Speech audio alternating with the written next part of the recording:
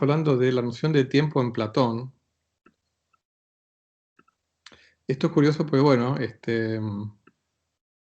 él habla ¿se acuerdan que esta fue la última transparencia donde él hablaba del tiempo como una imagen móvil de la eternidad? Es como que Dios estaba muy contento con lo que estaba creando. Obviamente no podía darnos a nosotros la posibilidad de ver toda la eternidad. Digo obviamente, en realidad tampoco es obvio que sea obvio, o sea que no, nada, es un modo de expresarme, nada más. Entonces, creó el tiempo para que nosotros, pobres criaturas creadas, para la redundancia, pudiéramos ver de a poquito la eternidad. ¿eh? Todos los días un poquitito. El tema es que, bueno, somos seres mortales, o al menos físicamente mortales, y en una sola vida no alcanza para ver toda la eternidad. Y, y bueno, la otra idea interesante era que hablaba de los días y las noches y los meses como las partes del tiempo, que son esos periodos regulares que posibilitan medir el tiempo. Uno no podría medir el tiempo si no hubiera eventos regulares. Yo sé que esto queda grabado, pero bueno, igual voy a hacer una mención en la charla, digamos que sobre el futuro del universo, ¿no? Justamente lo que se ve ahí es cómo las escalas de tiempo se van haciendo cada vez más grandes, con lo cual la unidad de tiempo que uno tiene que usar es cada vez mayor, ¿no? Entonces, uno se preguntaría, o sea, lamentablemente somos los únicos seres con conciencia comprobada que conocemos, somos nosotros. Y si hay algún otro, lamentablemente no nos podemos comunicar. O sea, yo no sé si los delfines o los chimpancés tienen, qué grado de conciencia tienen, si es que lo tienen, pero bueno, no podemos saberlo, cuál es ese grado de conciencia. Pero sin duda que la sensación que tenemos de cómo pasa el tiempo, poca gente tiene duda que tiene que ver con el ritmo con que pensamos, que tiene que ver con el ritmo con que el cerebro procesa los propios pensamientos. O sea que habría que ver qué pasaría con un ser eh, con una fisiología o neurofisiología completamente diferente, en la cual se procesara un pensamiento, con lo que eso quiera decir, en lugar de ser un pensamiento, pongámosle que nosotros procesamos un pensamiento por segundo, por decir algo. De hecho, los psicólogos estiman que es una cosa así, ¿no? De uno o poquísimos pensamientos por segundo. Imagínense un ser que pudiera procesar solamente un pensamiento por mes. Posiblemente vería pasar el tiempo mucho más rápido. O sea, vería pasar todo alrededor mucho más rápido. Porque él estaría pensando una cosa por mes, ¿no? Y al revés, alguien que tuviera 1000 pensamientos por segundo, posiblemente vería todo a su alrededor desarrollarse en cámara súper lenta, ¿no? Pero bueno, más allá de eso, acá lo que Platón nos propone es que Dios también creó los ciclos para darle orden al cielo y para poder, eh, digamos, poder medir el tiempo con estas unidades, ¿no? Acá habla de unidad, ¿no? Los días, las noches, los meses, que dan orden al cielo, ¿no? Así varias cosas que uno puede eh, deducir de estas ideas tan antiguas, ¿no? Y fíjense otro problema que aparece es si existe el ser eterno, si existe Dios, ¿cómo se relaciona con el tiempo? ¿No? Que eso es una de las cosas que siguen en los debates actuales en cuanto a cuando hay debates que hay muchos en internet, incluso debates entre creyentes y agnósticos o ateos, ¿no? Y entre otras cosas debaten sobre cuál es la relación de ese hipotético Dios con el tiempo, ¿no? Entonces, ¿qué dice Platón? Dice acerca de Dios, ¿no? De ese ser eterno. Nosotros decimos de él, ha sido, es, será. Pero cuando solo puede decirse, en verdad, él es. Las expresiones ha sido, será, solo convienen a la generación que pasa y se sucede en el tiempo. Tales expresiones representan movimientos, y el ser eterno, inmutable, inmóvil, no puede ser más viejo ni más joven. No existe, ni ha existido, ni existirá en el tiempo. En una palabra, no está sujeto a ninguno de los accidentes que la generación pone en las cosas que se mueven y están sometidas a los sentidos. Estas son formas del tiempo que imita la eternidad, realizando sus revoluciones medidas por el número. O sea, acá vuelvo a hablar de las revoluciones medidas por el número. O sea, estas revoluciones que dan unidades temporales son las que sirven para medir el tiempo por el número, valga la redundancia. ¿Por qué? Y porque yo las cuento. O sea, cuento cuántas veces dio la luna vueltas alrededor de la Tierra para contar los meses o cosas por el estilo, ¿no? O sea, entonces el número, las revoluciones, ¿no? Bueno, y sigue. Las demás locuciones, lo pasado es lo pasado, lo presente es lo presente, lo futuro es lo futuro. El no ser es el no ser, no tienen tampoco exactitud alguna.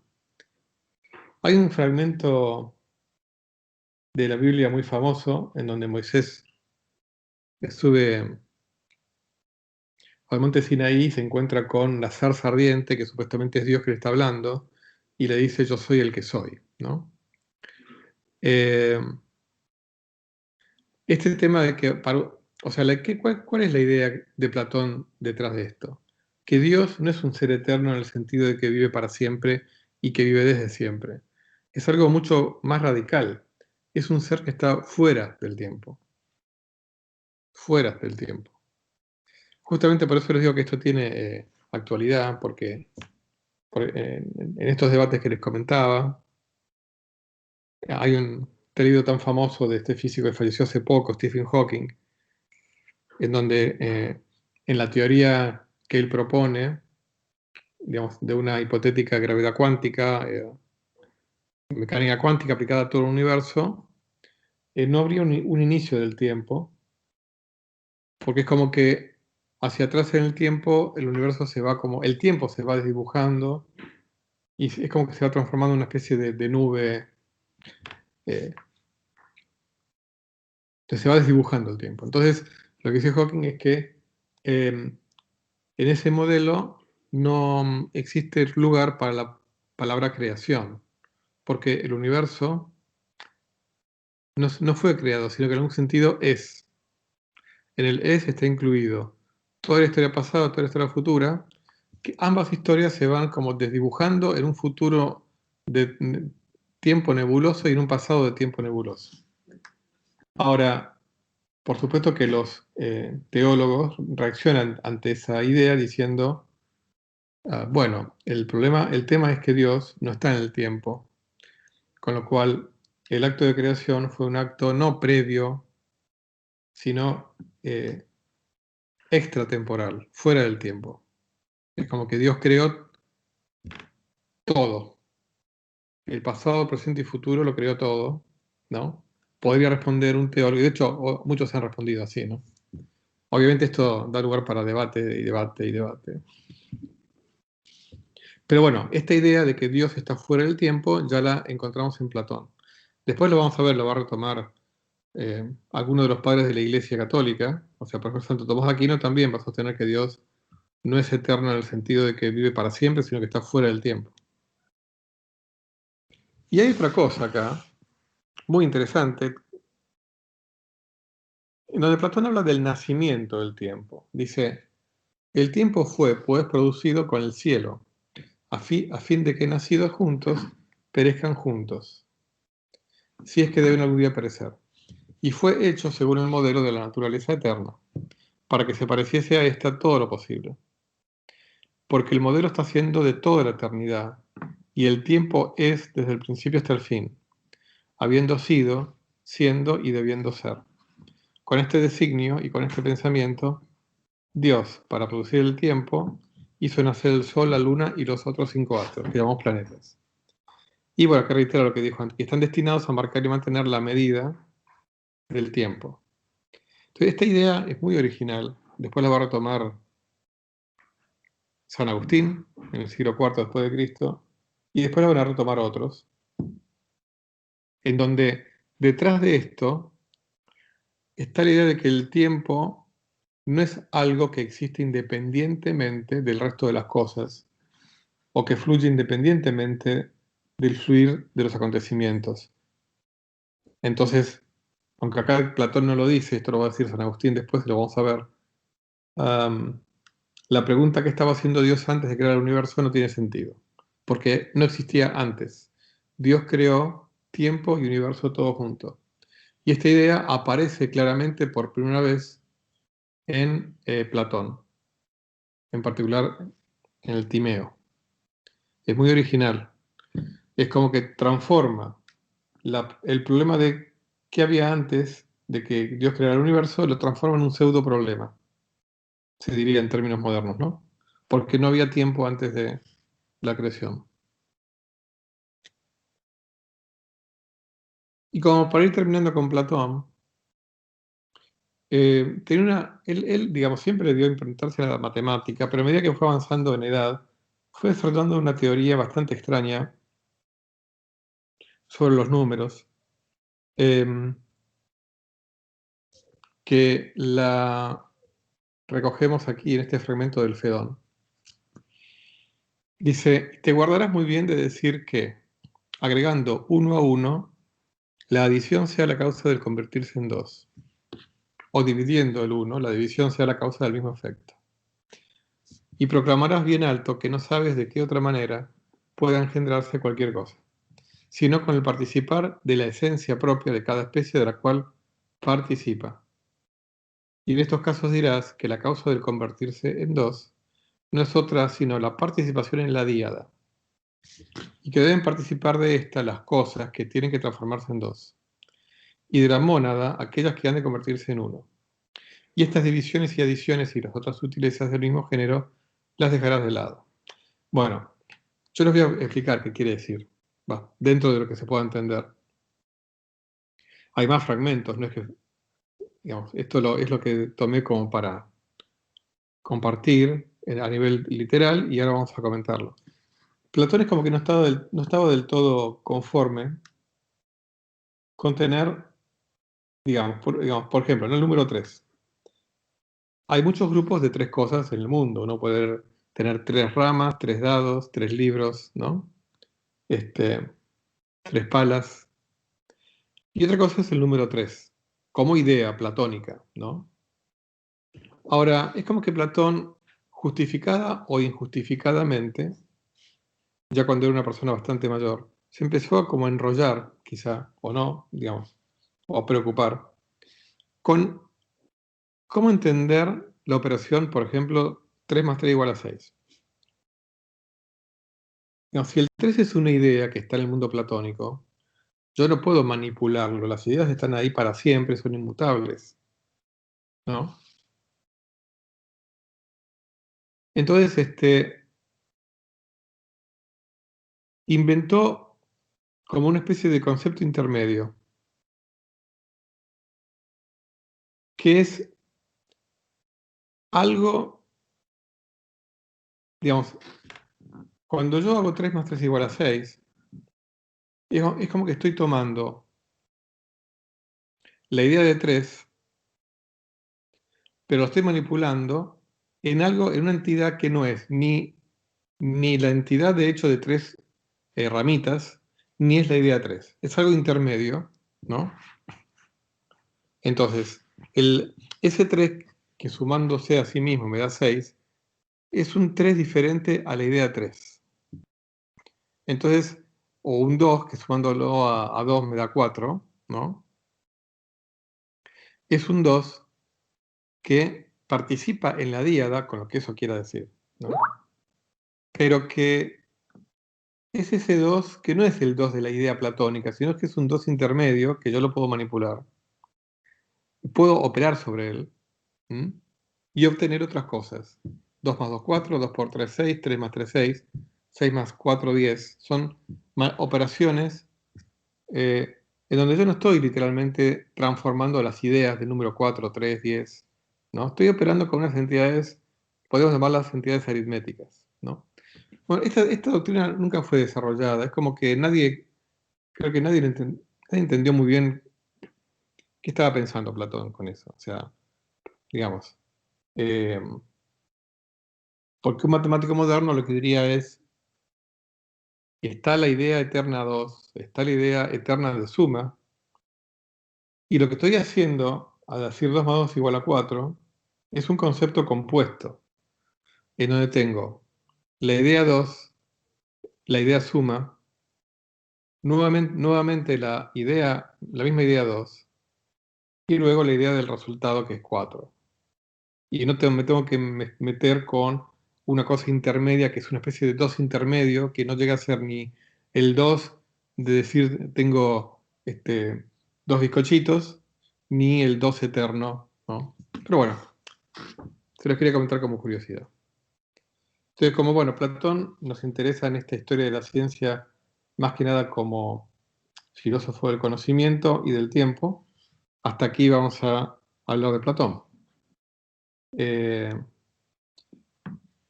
Pero lo que vamos a hacer es comentar un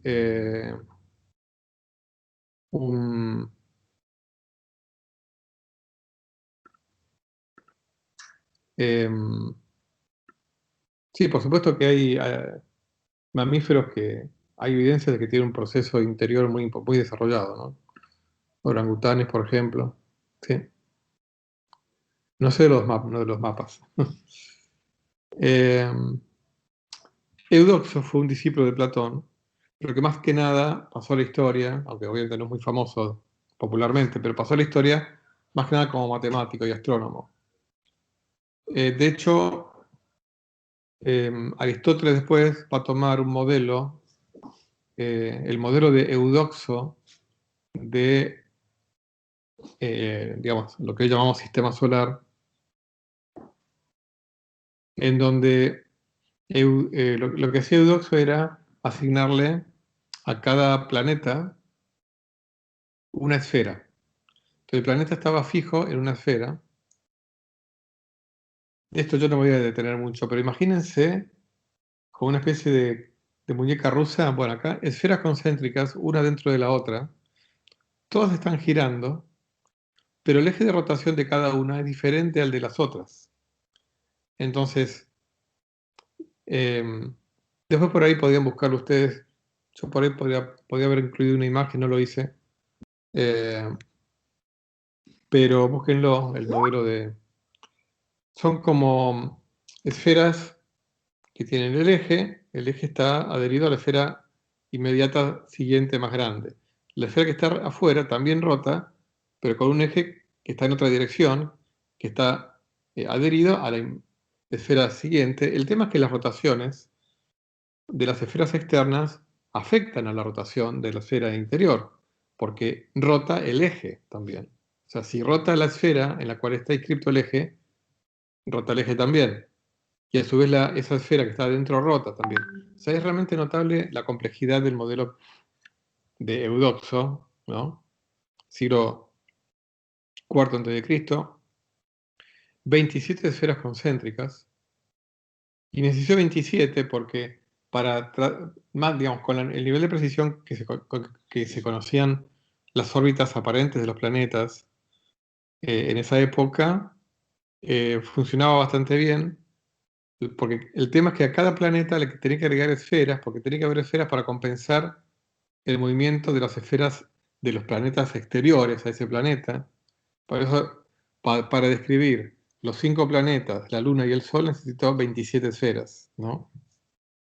El modelo de Eudoxo era geocéntrico, que va a ser el modelo al cual va a adherir Aristóteles, un modelo geocéntrico, diferente al de los pitagóricos. ¿Se acuerdan que al cual en realidad Platón va a adherir más al de los pitagóricos, donde había un gran fuego en el centro, la Tierra no estaba en el centro? Sin embargo, Aristóteles va a adherir un modelo geocéntrico, ahora lo vamos a ver. Y toma el modelo este de esferas concéntricas de Eudoxo.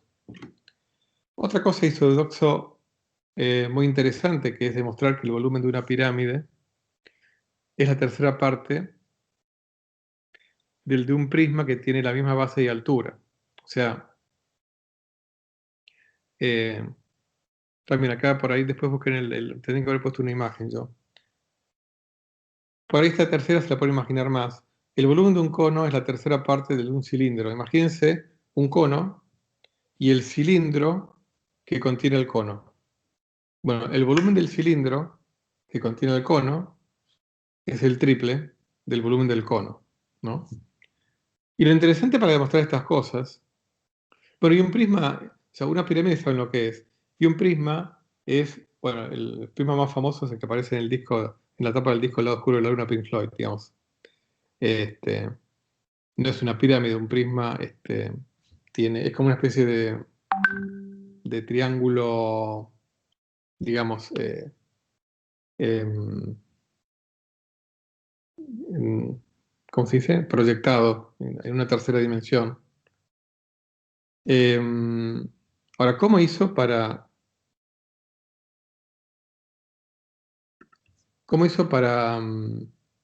demostrar esto? Una cosa que llamamos método exhaustivo,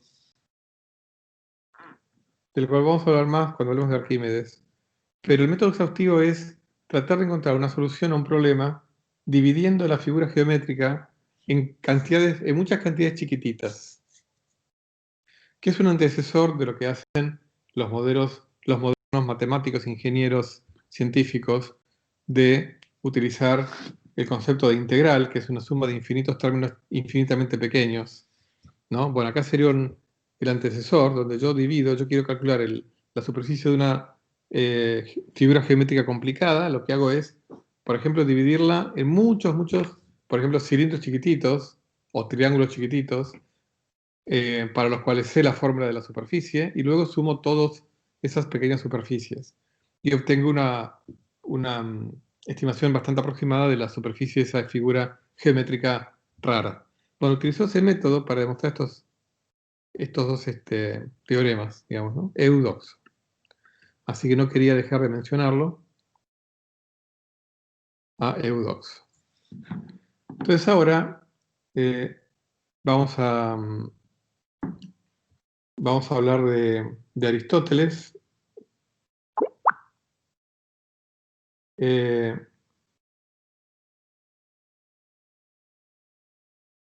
Como les dije, efectivamente esta semana no hubo consigna semanal.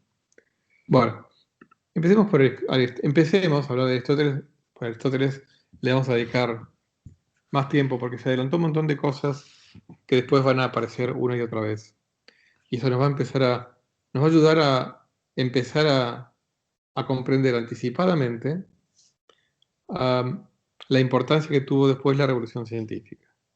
Y para eso está bueno conocer bastante profundidad muchas de las cosas que escribió Aristóteles. Escribió muchísimas cosas.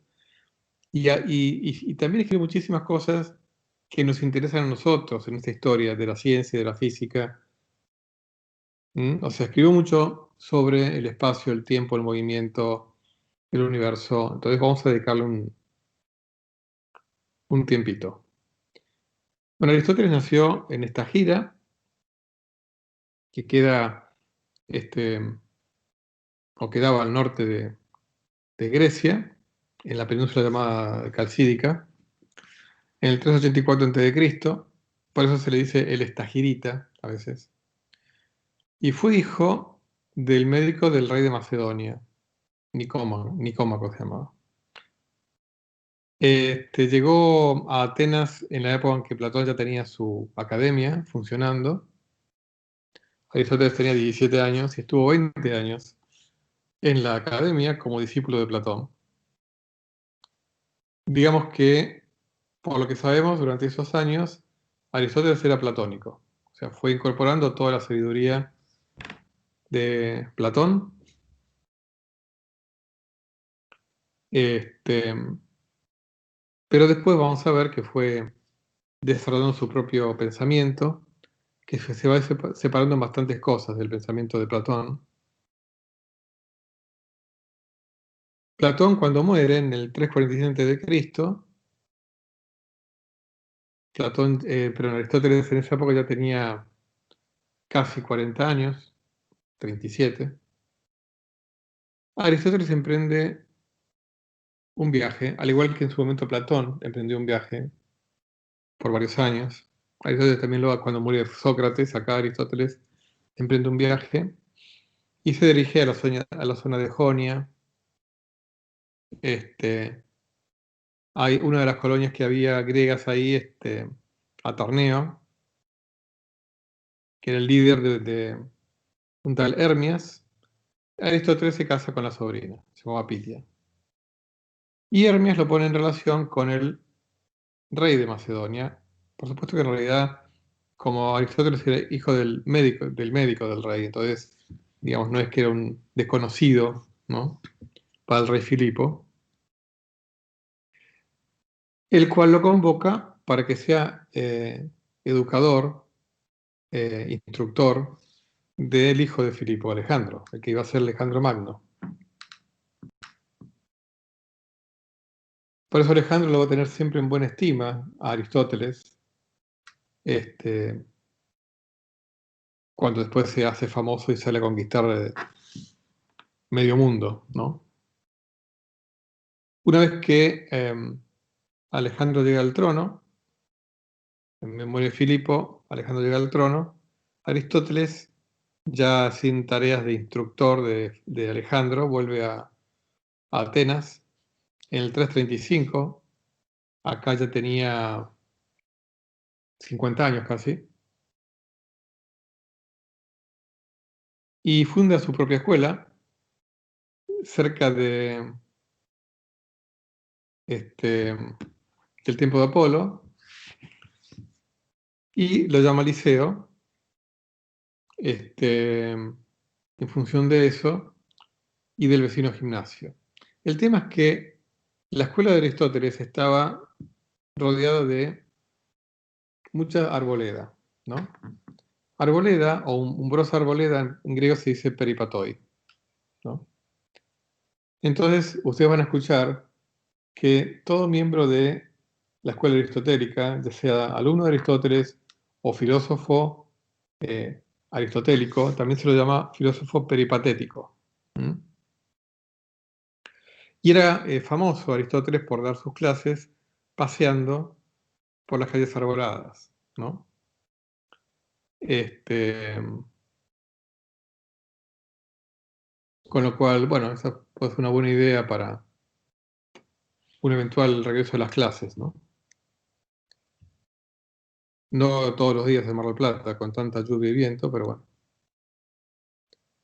no es mala idea. Entonces, durante los siguientes 10 o 13 años se dedica a las ocupaciones de la escuela. El tema, bueno, la escuela tenía mucho apoyo de Alejandro, ¿no? O sea, en esa época ya todo el mundo conocido, obviamente Atenas también, estaba bajo el dominio de Macedonio, obviamente con sus independencias políticas, pero digamos, bajo esa organización imperial naciente. Y lo bueno de esa relación especial que tenía con Alejandro fue que logró reunir una importante colección de libros, pero no solamente libros, sino también constituciones griegas de muchas ciudades autónomas, 158 constituciones, cantidad de libros que muchos querrían hoy en día tener acceso, ¿no? Imagínense la biblioteca que tendría el liceo de libros que luego se perdieron para siempre. Y la mayor parte de los libros que conocemos de Aristóteles, en realidad son libros que han sido, que han surgido a partir de los cursos que Aristóteles dictaba en sus clases. Muchos de ellos quizá a partir de apuntes que tomaban sus discípulos. Y con lo cual hay muchos libros que nos llegaron de Aristóteles. Hay libros que él escribió supuestamente lo que hoy llamaríamos obras de divulgación, entre comillas, igual eran eruditas. Pero después están lo que yo les digo, ¿no? Estos apuntes de clase, de circulación interna a la escuela, ¿no? Que son los que, la mayoría de los que uno dice que yo, la física de Aristóteles, la metafísica de Aristóteles, los analíticos, qué sé yo. Muchos de los libros de Aristóteles, los más importantes, son en realidad estos libros esotéricos, los que surgen de la circulación interna dentro del liceo de Aristóteles. Don Alejandro muere en el 323. Como siempre, como ocurrió con Sócrates, incluso se acuerdan con Anaxágoras también, el Partido Nacionalista Ateniense, claro, lo acusa de impiedad, lo de siempre, ¿no? Es decir, no respetar a los dioses griegos, que era la excusa por el hecho de que Aristóteles había sido amigo protegido de Alejandro y cayó en desgracia frente a los nuevos líderes de Atenas. Así que Aristóteles se va al exilio, a Calcidia, no se sabe muy bien de qué, pero muere al año siguiente. Tenía 62 años. Así que eso es un resumen, digamos, de la vida de Aristóteles. Bueno, gracias. Acá el autor os compartió una imagen de un prisma y cómo entra en un cubo y de la pirámide. Genial. Entonces ahora vamos a empezar un poquito a analizar varias de las ideas de Aristóteles, como filósofo de la ciencia, epistemólogo, físico. O sea, vamos a ver varias facetas de Aristóteles.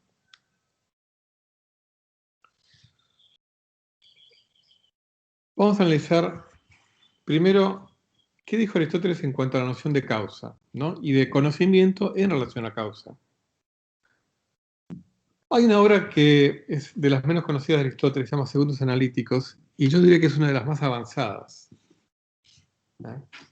En esta obra, Aristóteles trata acerca de la demostración, acerca de la definición y acerca de la causa. Todos estos son, para Aristóteles, ingredientes fundamentales del conocimiento científico, ¿no? Hoy en día seguimos pensando lo mismo. Entonces, para Aristóteles, y no voy a, en lugar de yo decirlo, vamos a leerlo, dice, el grado sumo del saber es contemplar el porqué. Entonces, para Aristóteles, el grado sumo del conocimiento es conocer las causas, el por qué ocurren las cosas. Otro fragmento en la misma dirección. Queremos saber enteramente una cosa cuando queremos conocer la causa por la cual la cosa es, y conocer que esta es precisamente la causa de ella y que no hay ninguna posibilidad de que sea de otra manera. O sea que para Aristóteles, conocimiento científico o grado sumo del saber es conocer la causa, pero además no cualquier causa, sino la causa necesaria. O sea, por acá lo que está metido acá en esta frase es que sea eso y no ninguna otra cosa, la causa necesaria. No puedo ver otra. Cuando yo sé eso, cuando yo conozco la causa necesaria, entonces sí tengo conocimiento en grado sumo. En la Ética Nicómaco, otra obra de Aristóteles, dice, en relación a la necesidad, ¿no? Yo se lo estuve anticipando recién. Lo que la ciencia es, puede resultar evidente del hecho de que todos creemos lo que sabemos, que no puede ser de otra manera. Lo que en cambio puede ser distintamente fuera de nuestra contemplación mental, no se sabe tampoco si existe o no. Por lo tanto, lo que es objeto de ciencia es necesario. El hombre sabe verdaderamente cuando tiene una convicción y conocimiento de los principios. Pues si estos no le son ya más conocidos que la conclusión, tendrá una ciencia casual.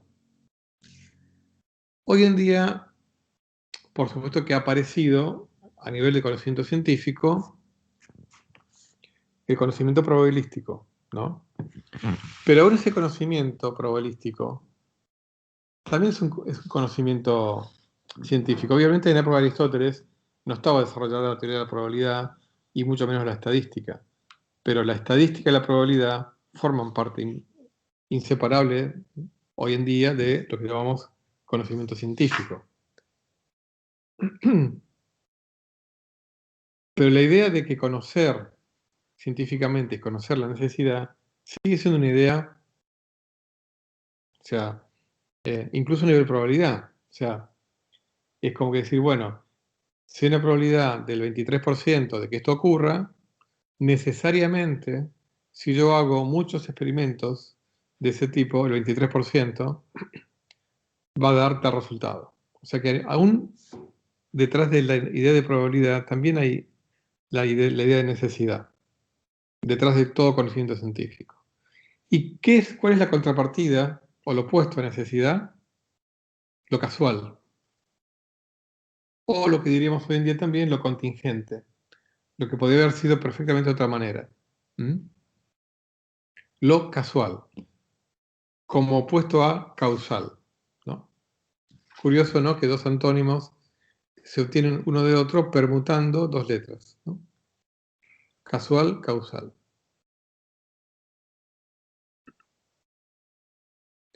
Y bueno, hablando de lo casual, ¿no?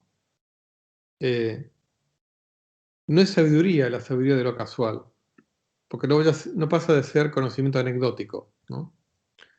Dice, en la metafísica, muchas de las obras de Aristóteles y de otros pensadores, como yo les comenté, se dividen a su vez en libros, que a su vez se dividen en capítulos. El libro es lo que hoy llamaríamos secciones de un libro, ¿no? Hay libros, ¿vieron? Hoy en día hay libros que tienen grandes secciones que a su vez se dividen en capítulos. Bueno, es lo que se llamaría libro, ¿no?, para estas obras de Aristóteles. Dice en la metafísica, el libro 1. La experiencia parece relativamente semejante a la ciencia y al arte, pero el hecho es que en los hombres la ciencia y el arte resultan de la experiencia, y es que, como dice Polo, y dice bien, la experiencia da lugar al arte y la falta de experiencia al azar. El arte, a su vez, se genera cuando a partir de múltiples percepciones de la experiencia resulta una única idea general acerca de los casos semejantes. Acá aparece el Aristóteles inductivo, porque vamos a ver que Aristóteles adhería bastante al método inductivo, ¿no? A efectos prácticos, la experiencia no parece diferir en absoluto del arte, sino que los hombres de experiencia tienen más éxito incluso que los que poseen la teoría, pero no la experiencia. Por eso Aristóteles es una versión más equilibrada eh, que Platón, y mucho más que Parménides, ¿no? O que Heráclito, o sea, una versión bastante equilibrada en donde él acepta como válido la experiencia como fuente de conocimiento.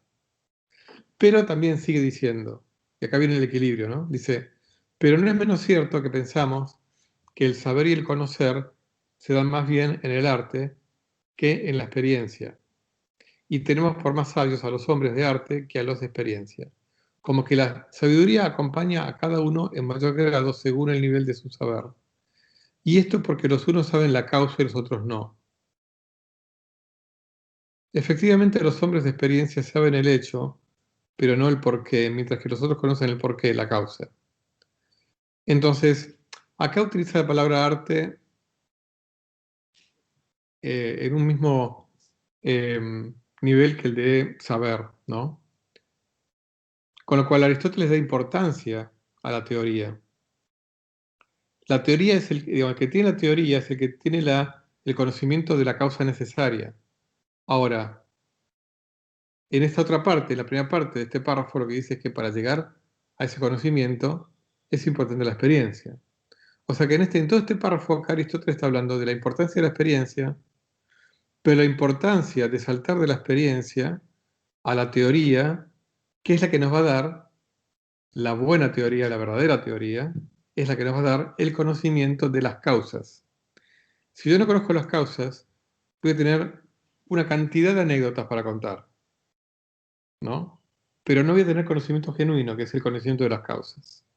O sea que en esta transparencia está metida, resumida, toda la idea de Aristóteles de este camino de la experiencia, ¿no?, por inducción a partir de los casos semejantes, pero como paso necesario para el verdadero saber, que es el saber de la teoría de la causa necesaria, ¿no? Entonces, como para cerrar esta parte de necesidad versus contingencia, en la metafísica, en el libro sexto, en este caso, dice, pero que no hay ciencia del accidente es evidente. Accidente como sinónimo de anécdota o de contingente. Y es que toda ciencia se ocupa de lo que es siempre o la mayoría de las veces, sino cómo se podría aprender o enseñar a otro. Claro, yo no puedo enseñar una anécdota, puedo enseñar una teoría, un conocimiento que trascienda a una anécdota puntual. Las definiciones han de establecerse, en efecto, por lo que es siempre o la mayoría de las veces. Por ejemplo, que el agua mezclada con miel es la mayoría de las veces beneficiosa para el que tiene fiebre. Mientras que la excepción, cuando no es beneficiosa, no podrá establecerse diciendo, por ejemplo, que en el novilunio, ya que también el novilunio será siempre o la mayoría de las veces. No sé, está haciendo un conocimiento que se tenía, digamos, ¿no? Quizá popular, ¿no? Pero el accidente queda al margen de estas cosas. Está dicho, pues, qué y por qué causa es el accidente y que de él no hay ciencia. ¿Eh? O sea, del accidente de la anécdota no hay ciencia, solamente hay ciencia de lo general, de lo necesario, de la causa. Vamos a hacer una cosa, vamos a cortar acá. Voy a